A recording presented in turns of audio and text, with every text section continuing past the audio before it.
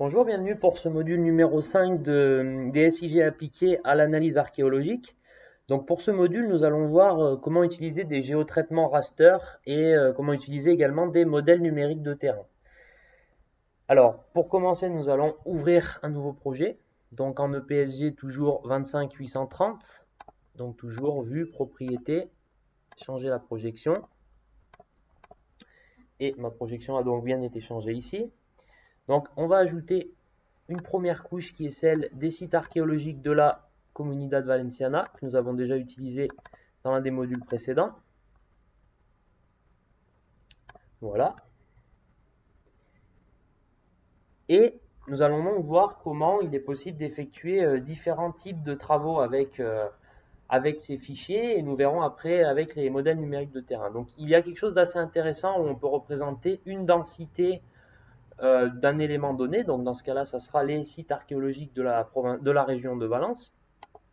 C'est d'aller en fait tout simplement dans la symbologie et de représenter en fait ces points avec une carte de chaleur.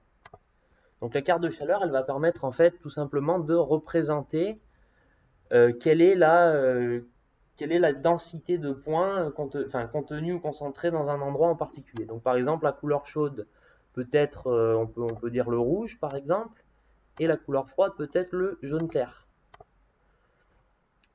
On peut voir que si l'on applique, on peut avoir ce genre de carte là qui ressort, qui est donc en fait la carte de chaleur de la concentration des points dans la région de Valence.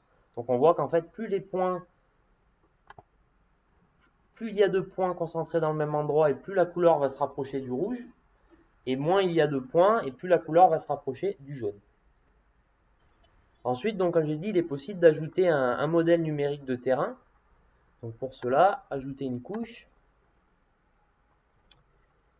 Et il se situe dans le dossier MDT ici, qui est la Cova Sainte-Martí. Vous sélectionnez le mode normal et vous acceptez.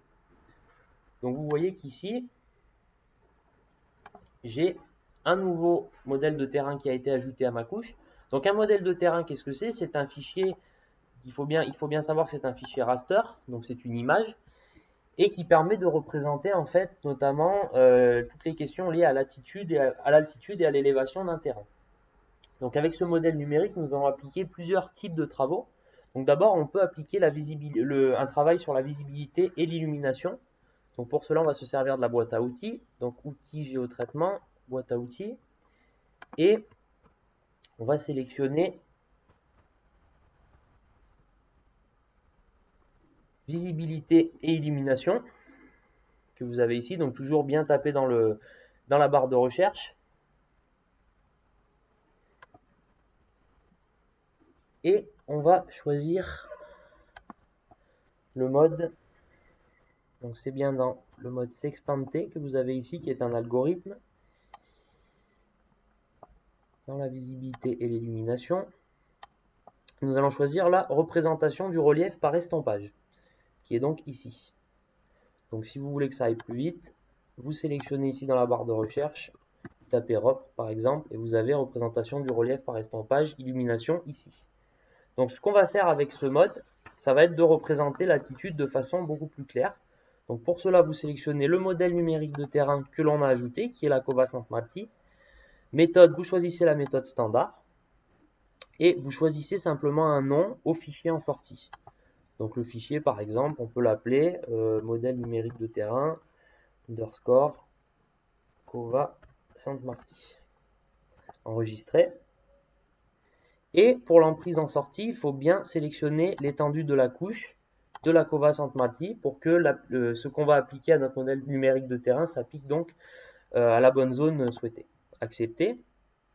Et vous avez donc ici une représentation de l'élévation dans la zone du modèle numérique de terrain qui est rendue très claire, presque en mode un petit peu, on pourrait appeler ça 3D, qui représente réellement là où il y a une élévation et où l'altitude est plus importante sur la zone de notre modèle numérique de terrain. Il y a aussi une autre façon de traiter un modèle numérique de terrain, donc toujours en ouvrant la boîte à outils. Il suffit d'aller donc dans visibilité, toujours, et de sélectionner cette fois-ci l'outil visibilité. Alors l'outil visibilité va nous permettre de représenter en fait en fonction de l'endroit où on se trouve, quelle est la visibilité, en fonction donc notamment de l'altitude. Donc pour cela, toujours sélectionner le modèle numérique de terrain de la Cova Sainte-Marty. La méthode, sélectionner visibilité. Concernant les coordonnées qui sont données là sont donc exactes puisqu'il s'agit de celles de notre modèle numérique de terrain. Donc là-dessus, il n'y a rien à changer. Hauteur 2.0, cela convient très bien. Et enfin, le rayon à 5000, cela convient. Vous pouvez augmenter éventuellement le rayon ou le diminuer, mais à 5000, ça peut être un bon début, notamment pour effectuer ce travail. Et pour le document en sortie, on va l'appeler par exemple visibilité. Voilà. Accepter. Et on a ici une représentation de la visibilité que l'on peut avoir en fonction de l'attitude. Donc en fait, plus la visibilité est importante et plus la couleur va se rapprocher du blanc ici. Donc il est possible de changer les propriétés, de changer la couleur